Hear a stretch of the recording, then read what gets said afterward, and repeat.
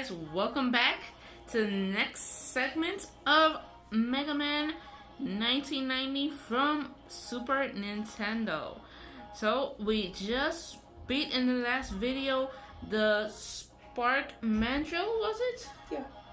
Spark Mandrill, and that was after the penguin. Right. Right? He just beat the penguin and used his ice power to exploit his weakness of ice.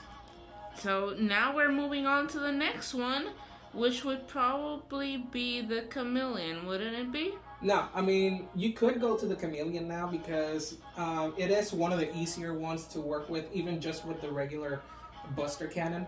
But who is actually weak to electric? So weak to electric is actually the armadillo. He is weak to electric because he is fully clad in metal. So you electrify him and take away the metal on the first shot.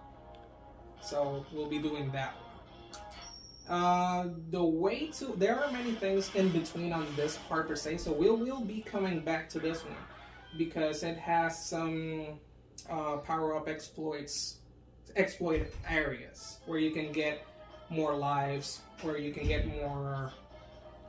more life boosts. These carts right here, as soon as you stand on them, you will start rolling down. I would not recommend to use them. It is easier to just walk about. And you cannot get close to it because obviously it has those little dot points right at the end of it, so that will hurt you. I just touch it and let it go. And just walk it. It will be safer for you. I'm guessing because it goes too fast. It goes fast, and it does not touch the bats on top, so they can still fly at you. That bat is different, and that's why. It gives you lives, and you can keep on spawning it to give you extra lives. You gotta go off screen and go back to get more lives. Exactly. And you can keep exploiting that until you get 9, because that is the limit of the lives that you can save. So this is kind of a cheat of the game. It's not a cheat, it's more like it's just an exploit point. See, this is your main menu. This is where you can actually select your powers if you don't want to touch the buttons, right? We have those two there. This is an escape button that you can use if you've actually cleared the part. If you haven't cleared it, it will not let you get out. And then at the bottom on the right, it tells you how many lives you have. That says 9, and that is the limit right now. So we're done with that. And we can keep going.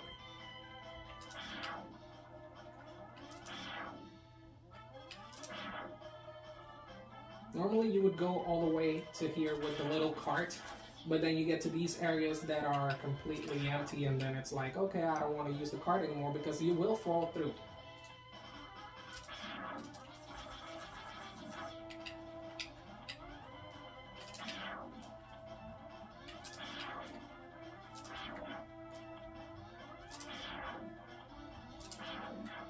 And also you get to an area like this. This is a regular drop, so obviously there is no other place where you can get up, so you have to drop there.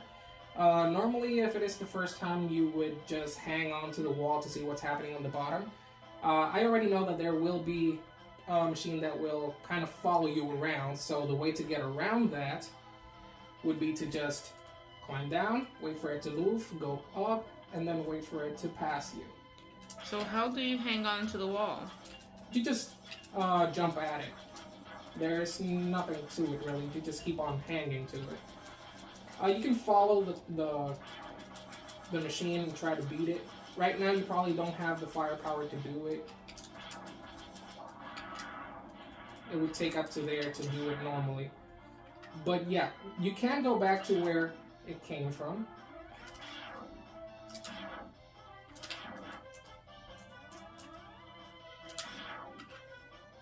If you time your attacks, it will be easier to get through those little buggers.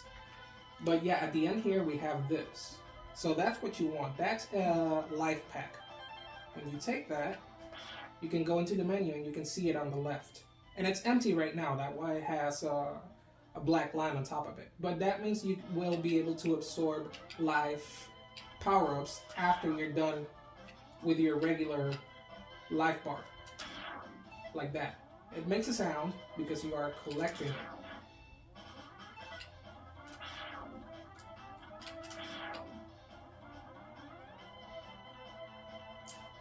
Right now, those two are inaccessible. If the machine had not actually cleared all of that, you probably would be able to get up there, but it doesn't really matter right now. You don't really need it.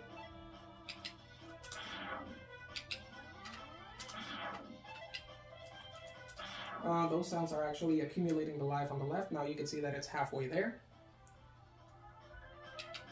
You don't actually have to wait for it to be completely full. You can use it at any time. It will definitely give you some life back. Oops, too many.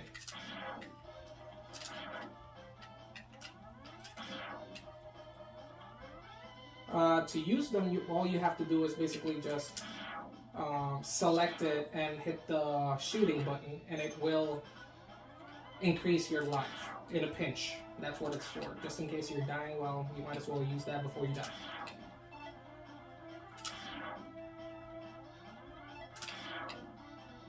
By the way, in order to get more power, he's like pressing the button, but he's like holding it. Yeah, you hold it to be able to charge it up so that you can increase the power.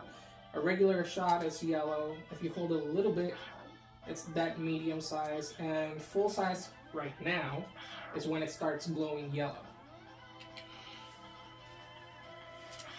Okay, normally I would say not to use those, but sometimes you have to. In this one, you can use it, but you have to be ready to shoot, and I will tell you when.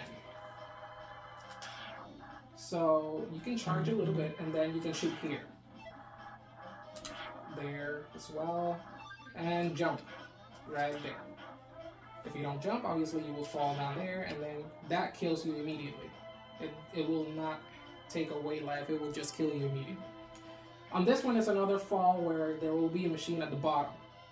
This one right now, we don't have the power to completely kill it, but eventually, later on, when we get the firepower power up, we will be able to destroy it to get one of the life increase power-ups. But right now, it's probably very difficult to do that. I can certainly try, but there will be no way for me to actually kill it before it actually reaches that point.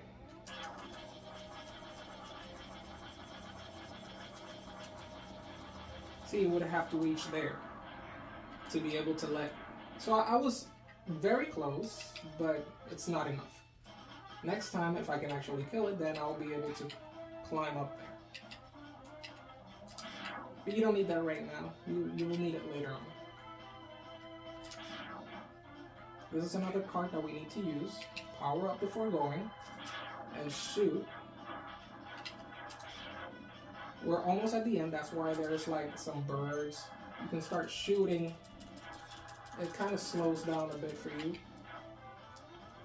And that is another power up right at the end if you jump before it actually hits the wall.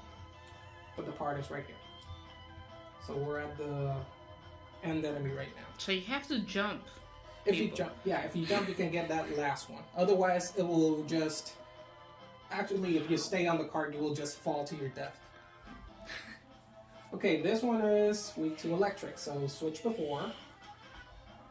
And you will see the pattern that he uses. See, he's completely clad in iron. First thing, jump to the wall. Shoot him once. And then you're basically going to stay the whole time on the wall until he starts rolling again. Sometimes he will roll once. You have enough time to shoot him once and then go back up.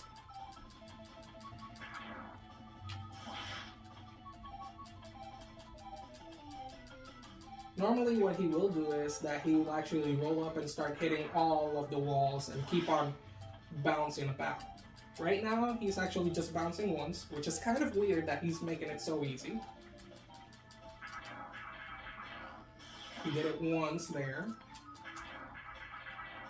Okay, when he keeps going, you have to always move from edge to middle, from middle to edge, and that will be the pattern so that you don't get hit.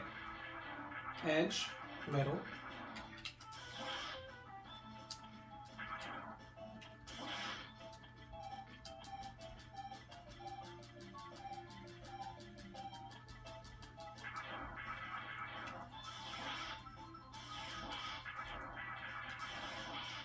Okay, he made it actually very simple this time.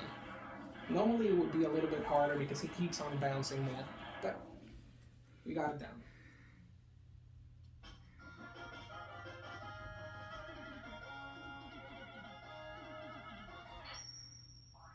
So we're done with that, and his power is actually shielding.